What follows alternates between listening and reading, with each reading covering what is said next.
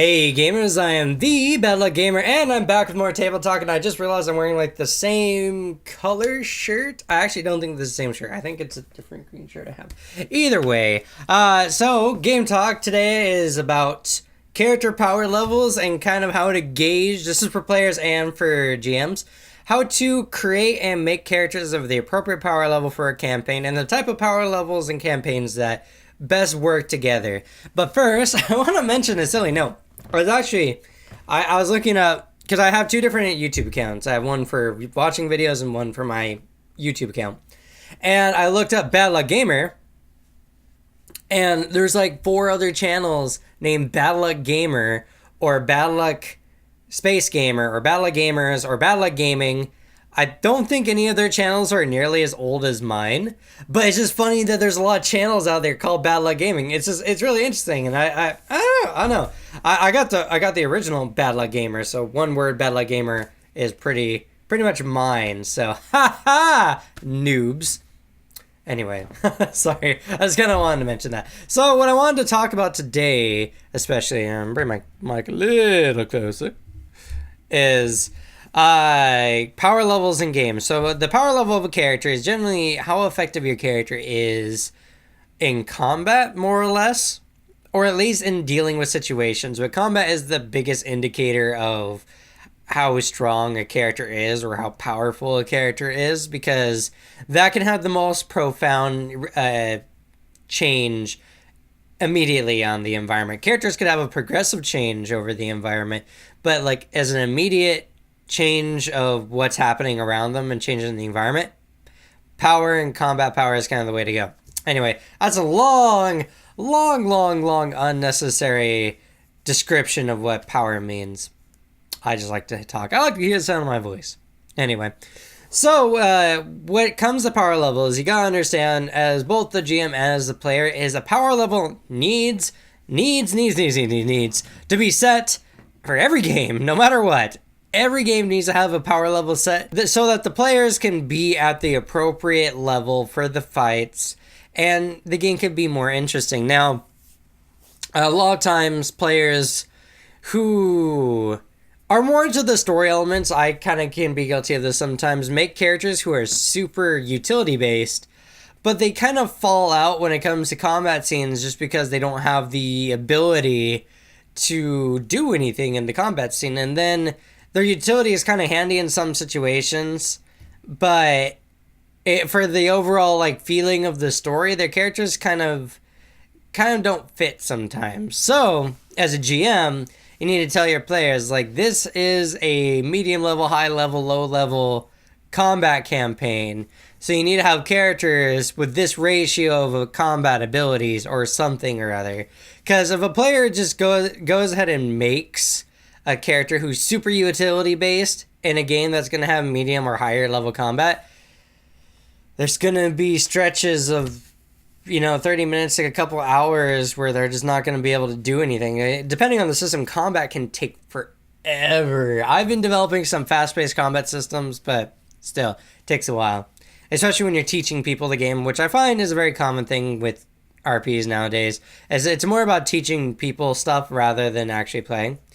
So, high-level campaigns or high-power level characters are characters who have exceedingly high combat abilities. They've either utilized the rules to a really high point, or they're just a significant enough level where the characters are able to achieve fantastic deeds easily or with moderate difficulty. These type of campaigns are better set for hero-esque, you guys are fighting something, or you guys are fighting a demon, or you guys are fighting a god, and you need this combat ability to live. Necessary, absolutely. So it's a game that has a lot of high-level bosses, high-level challenges, just something that needs a good amount of force and ability to get through. Now, low-level campaigns, on the contrast, games where your characters, it's more story-based. You have characters who can't do much or don't do much. So these games, if you're a GM, should be more based on giving your players tension, making them feel like their surroundings are dangerous to their characters, but letting their utility skills get them out of it. I've recently played a campaign with some friends where I was running it, and they were kids. They were kids in the middle of a city that was being attacked during the middle of a purging, in a sense. And it was a really good campaign, probably one of the best campaigns I've had in a while. And it was due to the fact that the players felt tense and every decision felt like it really mattered to them. And it kept them on edge. There are moments where, they're like, oh man, if I don't get this roll, I'm going to die. And there are moments where it's just like, oh God, I failed that roll, but I actually made it somehow. Like, you want to keep that tension. You want to make it feel like the players are in constant threat. Or, actually, no, that's probably much the best way for a low-level campaign. You could do, like, a mercantile-based or a political-based campaign. But even then, those are kind of more in the gray zone, the moderate power level zone, where characters can have a range of, like, my character is a mercenary and my character is like an assassin, but like not a super combat assassin, but like an assassin who focuses on stealth kills, like hiding, stabbing people in the back. Only in key situations are they really helpful. And moderate level, and that's another good point, moderate level campaigns are really good for characters who have defining roles, and they're better than high level campaigns. High level campaigns almost need a more well-rounded hero just for survivability's sake. But moderate can have characters with key roles, because then, then the players are actually doing something. Like, you have Tracker, good with the bow. In combat, he's decent. He needs to keep his range. But outside of combat, he can track people. He can, he can look at a scene and investigate it. That's really important. Thief character, all kinds of characters. Charisma-based character. But the moderate zones are better left for intrigue-based campaigns, or campaigns that have a better story arc overall, because the characters, there'll be times where they can kick ass and there'll be times where they're investigating, and you want to make the players feel like they're doing something for the game. So this is where utility type characters come more in effect. But as a GM, you gotta tell your players what level of combat you're expecting them to have. Give them hints or ideas of what kind of combat ability you want them to have, so that in combat they're not just like, well, I use my crossbow, I don't have any cool abilities with it, but I can shoot things. So, it's like, you don't want them to feel useless as much as possible.